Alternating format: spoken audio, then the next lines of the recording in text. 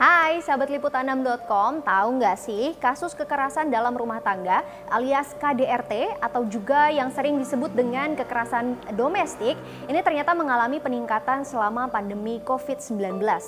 Bahkan UN Women menyebut ini sebagai shadow pandemic atau pandemi bayangan yang menghantui perempuan. Apa alasannya dan bagaimana cara melapor jika ditemukan kasus KDRT di sekitar kamu? Simak terus ya videonya.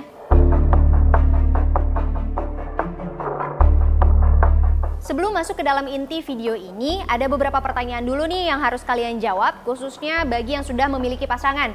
Jawabnya bisa dalam hati aja kok. Pertama, apakah pasangan kamu pernah mempermalukan dan mengolok-olok kamu di depan teman atau keluarga? Apakah dia pernah mengintimidasi atau mengancam supaya kamu patuh sehingga tidak berani mengambil keputusan sendiri? Mencegah kamu melakukan hal-hal yang kamu inginkan, seperti berkumpul dengan keluarga, teman, atau mengerjakan hobi? Menyalahkan kamu atas perasaan atau tindakan mereka? Apakah kamu pernah mendapat perlakuan kasar dari pasangan seperti didorong, dicubit, dipukul, ditendang, dan lain sebagainya? Jika hampir semua jawabannya adalah iya, maka dapat dipastikan pasangan kamu telah melakukan tindak kekerasan domestik atau KDRT. Namun faktanya menurut Komnas Perempuan, KDRT tidak hanya dilakukan oleh suami kepada istrinya saja. Bisa juga ayah terhadap anak, paman terhadap keponakan, kakek terhadap cucu, dan anggota keluarga lain yang notabene memiliki relasi personal.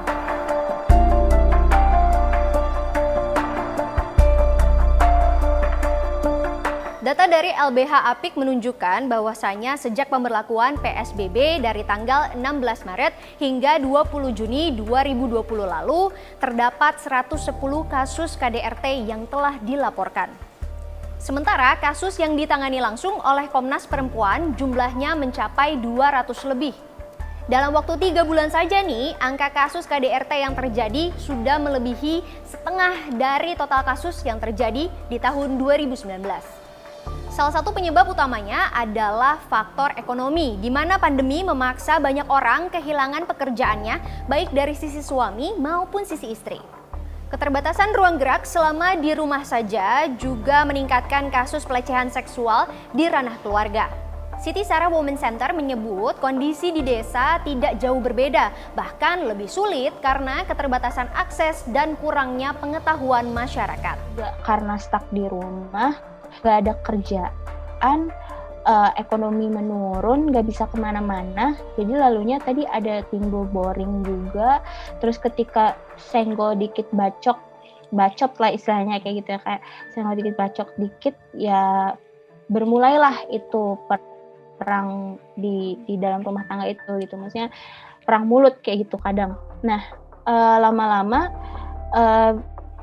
pakai tangan, main tangan gitu, main tangan suaminya ini.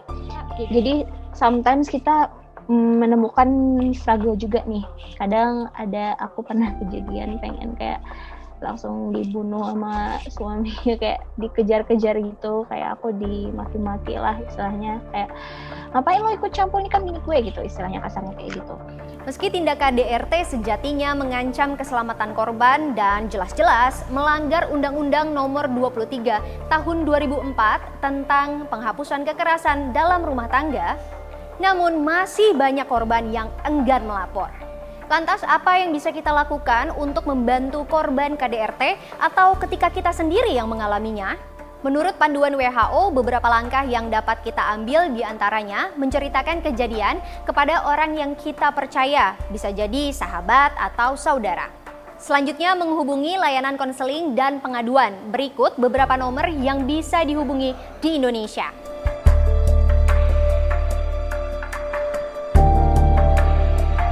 Terkadang ibu-ibu itu nggak punya handphone nih misalkan atau apa, tapi platform kita yang penting ibu lapor ke RT RW. Aku tuh selalu koordinasi dengan desa binaan. Jadi kita punya desa binaan.